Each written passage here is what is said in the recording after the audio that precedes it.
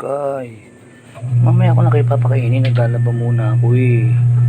Yung dalawa talaga na to, nagkakape pa ako at naglalaba eh. Tumabi na rito, mamaya pa. Yun po isa, ayun akong tantanan o ginawardyahan na ako rito. Kasi pag nakita na ako ng dalawa na to, nagkakape ko eh, inunahan na ako agad rito. Ayun akong anuhan dito. Mamaya ako na kayo papakainin na. Lalaba kasi ko guys eh, para salubungin ko yung yung init pa ng araw, para saktong sakto pagkabanlaw mo mainit salubong yan, bukas tuyo siya para walang walang labahin kasi mga guys andito nga pala ako nakaupo habang hintay-hintay kumikikot eh. Kasi guys, kasi di ba ngayon tag-araw, ang lakas ko magdamit minsan, di ba pagka sobrang init minsan nakakadalaw liligo tayo sa umaga, maliligo pa sa gabi eh. Minsan nauubusan ako ng damit, kaya maaga pa ako maglaba, ayoko nauubusan ng damit eh. Gusto ko laging, kaya sabi ko laban ko na to para, tsaka gusto ko kasi sa damit yung nabubugbog ng araw para mabango, kaya gusto ko sinasalubong ang araw. Mabango kasi yung damit pag sinalubong mo sa araw eh. Ganun guys. Kaya itong dalawa naman na to, ayan, nag-aayos ako ng damit ko kanina bago pa lang ako mag-washing. Ayun ako yung hiwalayan dito at maya maya buti nga naglubay kanina, sampa ng sampa to. Para ba sinasabi, huy, kakain na kami. Oh, ayan. Ayan. Ay. Kakapi pa lang po ako eh, oh.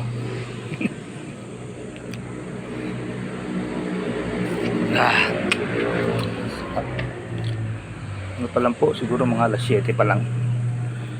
Pagkaipon ng tubig, sabay iipon naman dito ng 3 banyera, ayan, para dire-diretso na papag nagpanlaw, ayan. Kasalang ang iba, yung muna yung nababalpunta ka, na iba doon, pinapalaw ako man bago ko isalang ang iba. Saktong-sakto yan pagdating ng mga alas 6, pwede nang isilong yan, tuyo-tuyo na sila kasi nasa lubong yung init ng araw. Kaya lang, ilang problema, gutom na gutom mo kanina pagkagising ko ng alas 6. Kain agad ako, nagtinapay agad ako, nagkape. Ito naman, kinukulit ako ng mga to, hindi mo na sila pa nangisin eh. Naghahanap ko siguro ng pagkain, sabi ko mamaya pagtanghali. Kasi mga guys, pag alas 6, hindi na ako kumakain. Kaya pagdating ng mga alas 10, pag nakahiga na ako, kasi alas 9 minsan, hinahantok na ako eh, papahinga na ako. Pagdating ng mga alas 6, kukurug-kurug na yung tiyan mo, ramdam na ramdam mo. Tapos pag mga bandang alauna, alas 2, tulog ka na, naginip ka pa minsan, nararamdaman mo rin yung gutom eh. Napapanaginipan mo, kumakain ka ng masarap. Kasi mga guys, nagda-diet ako dahil nga, di ba ko mataas ang sugar ko dati. Eh madalas akong magkape minsan, nakakadalawang kape minsan ako pagka sa umaga. Minsan nga 3, meron pa akong kape sa tanghali eh. Tapos sa hapon nakakape pa ako. Kaya ang ginagawa ko, nagtitiis na lang ako ng yung diet na gano'n. Kasi may nagturo sa akin ng gano'n na maganda raw diet yun, yung pagdating ng alas 6 huwag ka nang kakain para yung mga cells mo, yung pati yung blood circulate nag-generate sila, parang nilalabas nila yung excess sugar mo. Pag gising mo ng alas 6, idudumi mo sila tsaka iihi mo, nakakatulong para bumaba ang sugar natin. Kaya nga lang titiisin mo talaga yung gutom.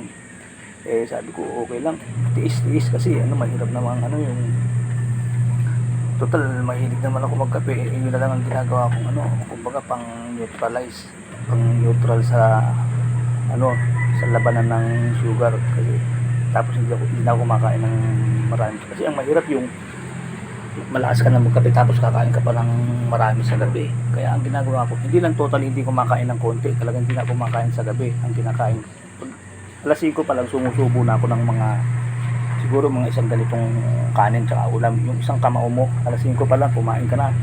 Tapos pag nag alas 6 nun, wala ka nang kakainin kahit kahit gusto mo magkape, tiisin mo. Kahit gusto mo magtinapay, tiisin mo. Kinabukasan na ng umaga ang kain mo nun, mga alas 6 ulit. Kaya nga lang, talagang mula alas 6 hanggang kinabukasan ng alas 6, babakahin mo yun, titiisin mo talaga yung gutom na yun, mararamdaman mo kahit nakahiga ka na, kukurug-kurug yung tiyan mo gano'n, nararamdaman mo yung gutom. Kaya lang, kailangan mong tiisin yun pag talagang mataas ang sugar mo dati para medyo ma-maintain mo. Kasi mahirap na eh, pagka okay na yung magtiis-tiis ka kaysa naman yung tiisin ko yung pagkakape. At least makakapagkape ko kahit pag gusto kong magkape. Nagbawas na lang ako ng kain. Mahirap kasi pag di ka nagtiis, baka mauwi ka sa putol pa eh. Tsaka yung yung pagka lakas mo na magkape tapos kakain ka pa sa gabi, baka hindi lang putol pa ang mangyari sa'yo, baka putol leeg. Pero kung kaya nyo lang mga guys, gawin nyo na. Parang ginagawa ko sa sarili ko yun, pero baka kung hindi nyo kakayanin, kumain din kayo kahit isang kamao lang na ganun. Yung kasi laki ng kamao nyo, yun lang pwedeng kainin ng mga dating may mga high blood sugar eh. Yung kasi laki ng kamao nyo, yun lang kakainin nyo sa gabi. Kahit umaga, tanghali, gabi, ganun ang kain natin, isang kamao. Tapos magpakabusog na lang tayo sa ibang mga bagay, sa gulay, sa mga ganun, sa tubig. Eh lalong mas maganda kung kahit na isang kamao lang na ganyan, matatanggal nyo pa sa gabi. Yung pagdating ng alas 6 hindi na kayo kakain, dire-diretso na yun hanggang kinabukasan ng alas 6. Yun tinatawag na 6 to 6 diet. Ano yun, yung parang kasi yung ano, yung cells natin sa gabi pagka nagpapahinga sila, nagde-generate yun. Ang mga ano na lang nun, i-generate na lang nila yung kakainin nila, yung mga over sugar mo tsaka mga over fats mo, cholesterol mo sa katawan. Yun ang kakainin ng atin. Meron tayong sariling ano, yung parang gilingan sa loob ng katawan, yung cells natin nagtatrabaho, yung gigilingin nila yung over, yung mga excess fats mo tsaka mga excess sugar mo, gigilingin nila yun.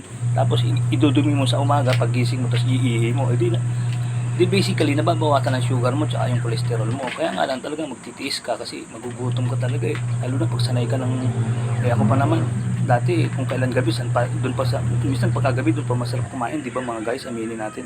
Baliktad nga eh, minsan nga dati mayroon pa akong midnight snack eh. Kumain na tapos mga bandang alas 12 kakain pa ulit. Parang nakakaramdam ka ng gutom. Kaya paglalabanan mo lahat ng nararamdaman mo na yun kung gagawin mo yung ginagawa ko. Pero nasa sa inyo naman po guys, yung kung kaya nyo. Kung hindi nyo kaya, huwag nyo gawin. Yung ano na lang, yung isa na lang, basta kakain kayo isang kamao na lang, yung kasi laki ng kamao nyo, malaking bagay na yun sa taong dating ano yung sugar mataas, malaking bagay na yun.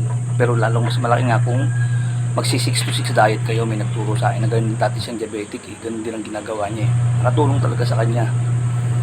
Tsaka siyempre mananalangin din tayo sa Panginoon na gabayan tayo sa ginagawa natin, na sana magbunga yung ginagawa natin na paghihirap na yun, na magtagumpay tayo, bumaba ang sugar natin, di ba mga guys, ganun. Siyempre Diyos naman ang mag-aano sa atin eh, lahat ng bagay, kahit anong gawin natin, kung hindi niya ipahihintulot, wala nang magaganap, di ba?